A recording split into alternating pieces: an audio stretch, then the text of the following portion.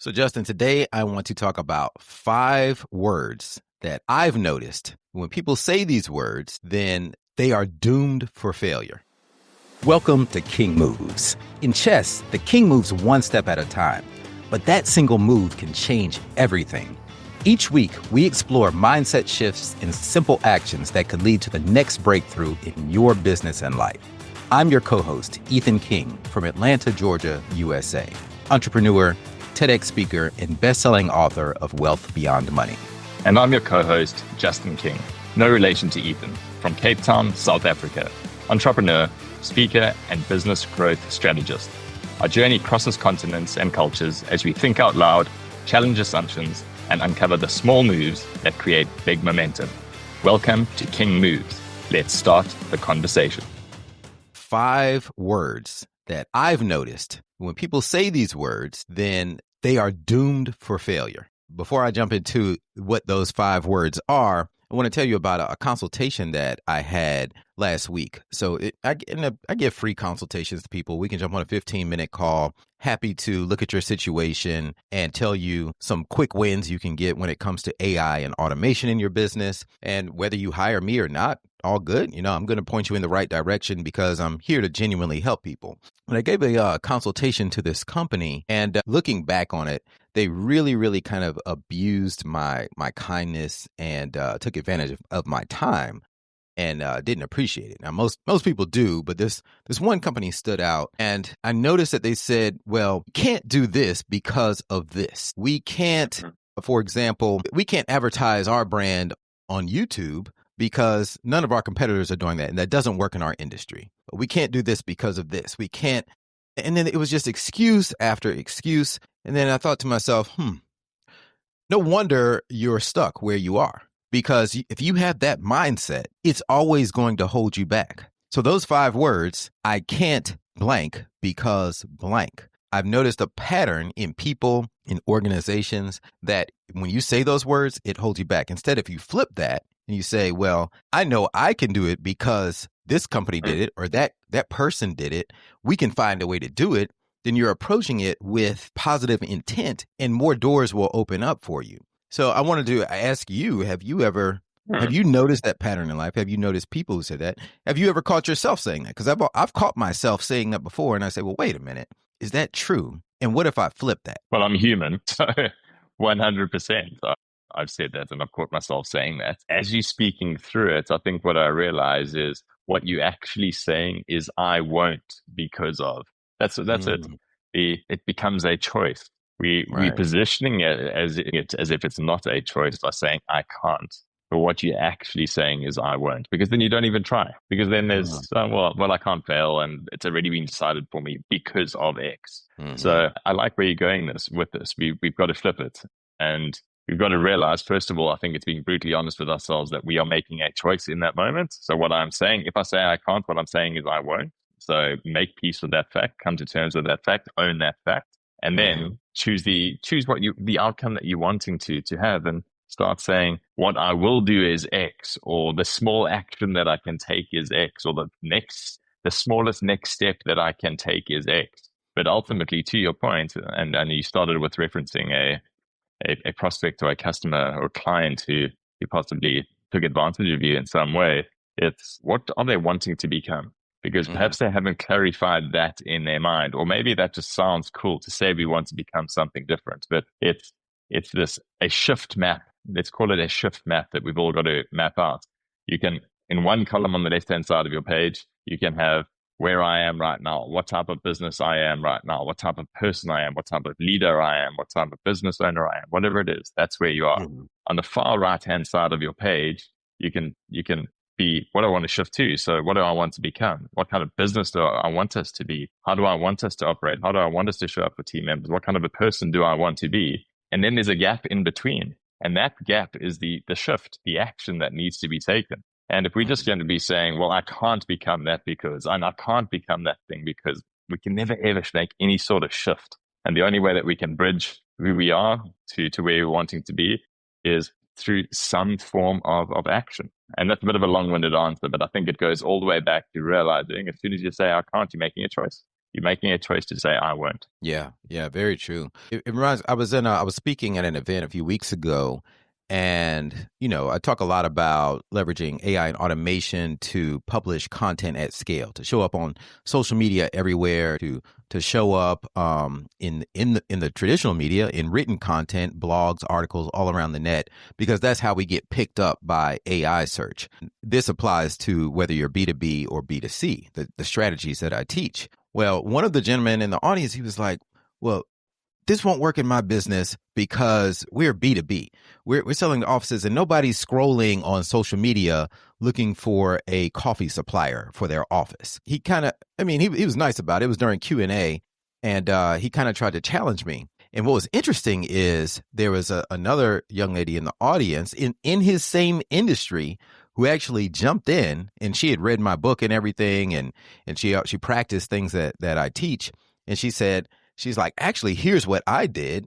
I followed Ethan's principles, and we posted a TikTok video of just us in the office having fun on Halloween.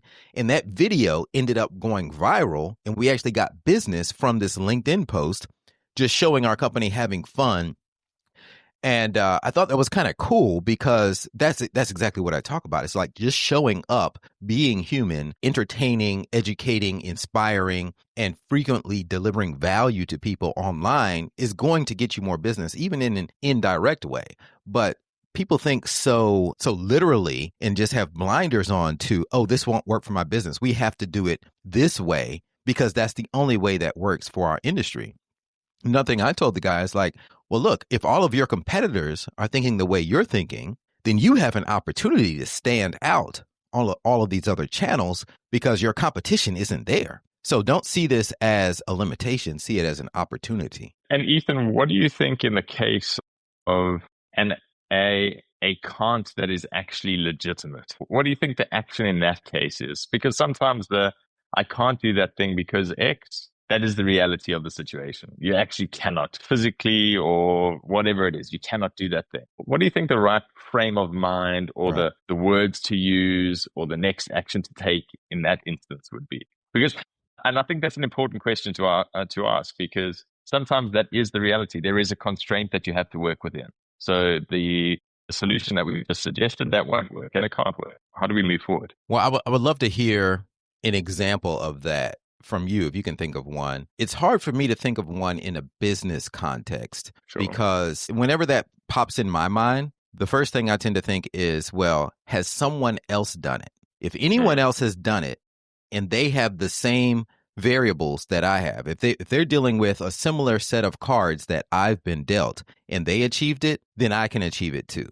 And so that's the first thing I look for is real world examples. And then if there's no other like physical limitation, I'm not 7 feet tall. I'm not going to go play in the NBA, but that's not a business example. But there are physical limitations sometimes to things that we want to do. There may be medical things holding us back. But I look at those patterns. Even with a medical situation or some type of physical limitation, I look for examples where if someone else has that same physical limitation, did they do it? And if they did, then I'm giving myself excuses. And one thing I learned in college when I pledged my fraternity that has stuck with me my whole life is this poem called Excuses. And it goes, excuses are tools for the incompetent. They build monuments of nothingness. Those who choose to use them seldom amount to anything. And that poem got ingrained in my brain, and it has stuck with me ever since. And I believe that has shaped my subconscious to always think that way. Like, am I just making an excuse here? Which 9 times out of 10, that's what it is. It's really not a valid reason. I'll say even more than 9 times out of 10. I'm gonna say, making up a statistic, but I'm gonna say 95% of the time, you're just making up an excuse and a limitation in your head that isn't really there. If you look for real world examples and you apply yourself to achieve that thing that you want to achieve. I'm with you on that, and I'm not going to try and come up with an actual example. I like where you've gone with this conversation.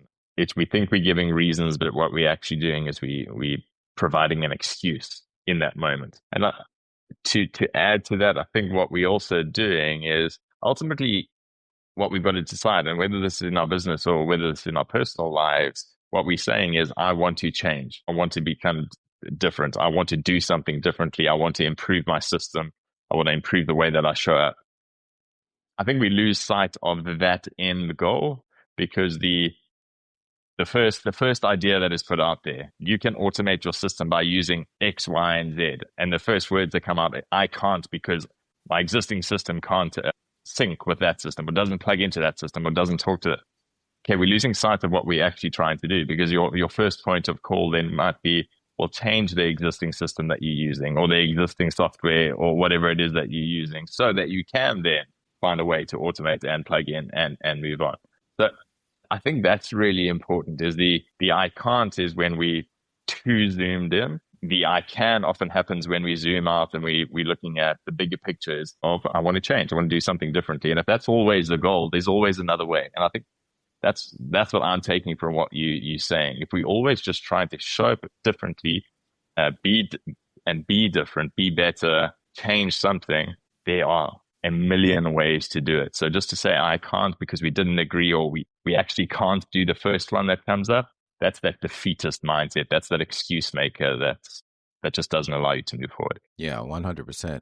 I think that's a great king move to leave people with. And if I had to leave people with a king move today, it's something that I learned from a mentor of mine years ago. And it's that there's nothing new under the sun. So if someone else, if there's something you want to do in life, someone else has probably already done it or done a version of it. There's not much that's really new if you think about it. So go find people who have done something similar to your ambition and read their book, watch their YouTube videos. They probably put out content about it, and you can learn from the path that they've paved ahead of you and avoid some of those mistakes, mimic some of those patterns, and then build upon that. But once you do that, then you also see that there are no excuses. They did it. I can do it. I can model them and apply it to my life and to my business. Those are the shortcuts everybody's always after. That's the reality. You learn from those who've gone before. I love it. That's a wrap for today's episode of King Moves. Remember, in chess, like in business, one right move can change everything. Take today's action step, make your move, and build momentum. If you found value in today's episode, share it with someone who's ready for their next breakthrough, and don't forget to subscribe so you never miss our weekly conversations. Until next time.